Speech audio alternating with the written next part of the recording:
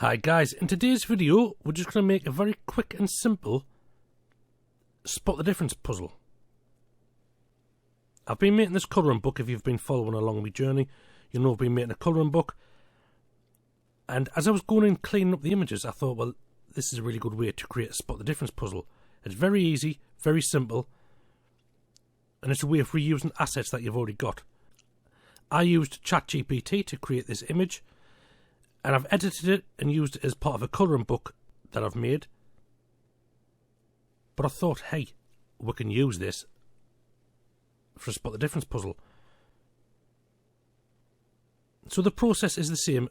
In ChatGPT you download your images as WEBP files. Now you can of course just come straight in here and delete bits.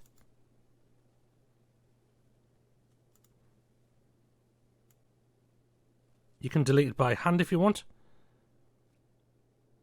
That's not a bad option. It works. Obviously make your brush size a bit bigger, otherwise you'll be there all day.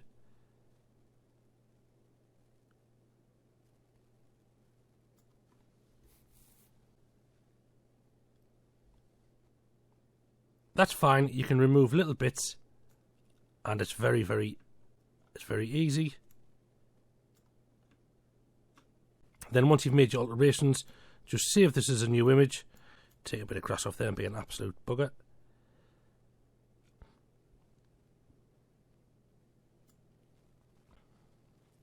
And once you've made your changes, you can save it as a new image. Now there are issues with this technique. First of all, you've still got quite a low resolution image that you put in a book. It doesn't look very good. It looks pixelated and blocky. Secondly, I don't know if you can see it from the screen, but the actual, if I zoom in there, the background of this page isn't white. It's off-white in parts.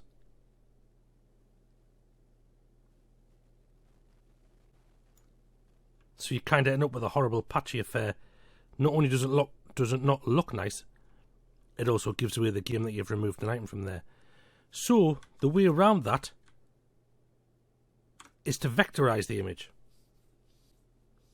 This is what I do when I'm doing my colouring books anyway, so you know the process is halfway complete for us. So to vectorize I use Inkscape. And before this image can be used in Inkscape, it's got to be converted to a PNG. Just click File, Save As, PNG. And it's as easy as that. Now we're in Inkscape, we'll just pull the image onto the page and then trace bitmap. And to get the trace bitmap option open, you just go to Path and then trace bitmap. You can mess about with the settings as much as you want. I'm happy with that as it is, but you do get an updated preview in the bottom, you see. It's good if it's not picking up the blacks and the whites as you want them to.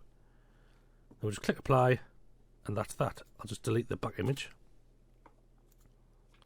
And now we've got a vector. And again, for my colouring book, I was using these vectors, cleaning them up a lot, and using them as a part of a colouring book scene.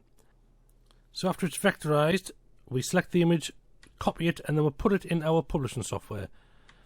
I'm using Affinity Publisher. You put it where you want. Just drag that out there. And then you can edit the nodes in here, or you can do it in Inkscape, whichever you prefer. I'll do it in Inkscape just for a change. In fact, I'll do it in both just to show you. So depending on the difficulty level, you know, that dictates on what you want to delete from the image. So if we double click into the image, we'll get the nodes, and we'll just delete a path. We'll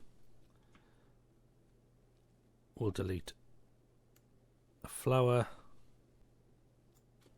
and you've just got to get the nodes you want to delete, really. And if you want to make it harder, just delete a little clump of grass. Maybe even delete a nail from the door. And that's it. That's your new image. Copy it.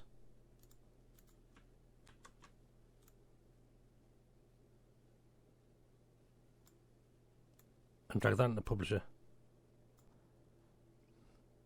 And there's a spot the difference puzzle. And you can of course just edit it directly into the publisher by again making a copy of it and then just deleting the bits you don't need. or the bit that you want to be the difference.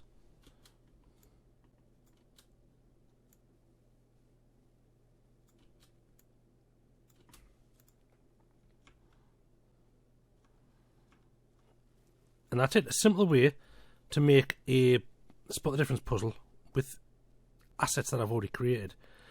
Now you might want to do something a bit different. You might want to make a big structural change, and that's awkward when you're working with vectors, because say I want to get rid of this plant pot here. If I was to you can't really get rid of it without taking half the fence with it. You can be as careful as you want trying to get these images, trying to get all the nodes, but then you're left with at best you're left with a big hole behind where the image was. So the way around that is, if you want to make big structural changes to the picture like that, you go back into ChatGPT. So this is the image in ChatGPT, and with the selection tool you can select something that you don't want to be there. I'll just type in remove. I like typing in remove selection because sometimes I just type in remove and it takes the entire picture away. And there we go, that's the original image.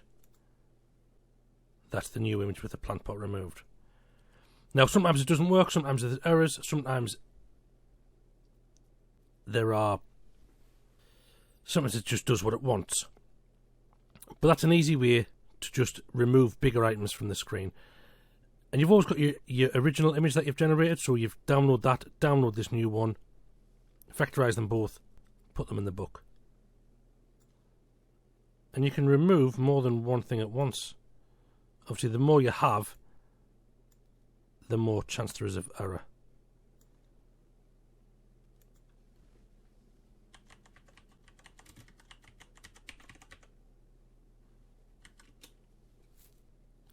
So again, here's the original item,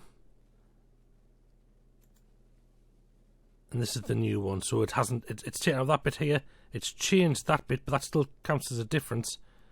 It's left the flag unchanged, I think. Yeah, the paving stones are still the same. So if you want to make big structural changes in your image, it's best to do them one at a time, and it's best to edit them in ChatGPT itself. And here we go again. I've removed the big pot. It's put in a small tree, but again, that doesn't matter. It's another difference. So do your big changes in ChatGPT, things that are structural, things that will affect the rest of the scene, and do your smaller changes in something like Affinity Publisher, Designer, the Adobe suite of softwares, or in Inkscape.